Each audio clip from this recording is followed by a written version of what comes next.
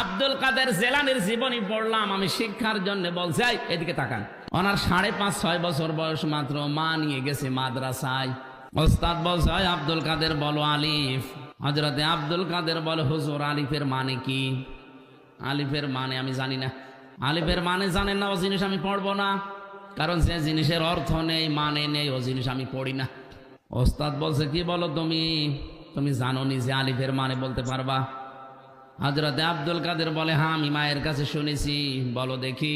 তিনি আলিফ দিয়ে আল্লাহর পরিচয় তুলে ধরলেন, আল্লাহু লা ইলাহা ইল্লা হুয়াল হাইয়ুল কাইয়্যুম। এখানে পড়তে পড়তে 10টা ক্ষমতার কথা আছে আল্লাহর, 10টা পাওয়ারের কথা আল্লাহ আয়াতে জানিয়েছেন সূরা আয়াতুল কুরসির ভেতরে, যেটা সূরা বাকারার 255 নম্বর আয়াত তেলাওয়াত করে শোনালেন।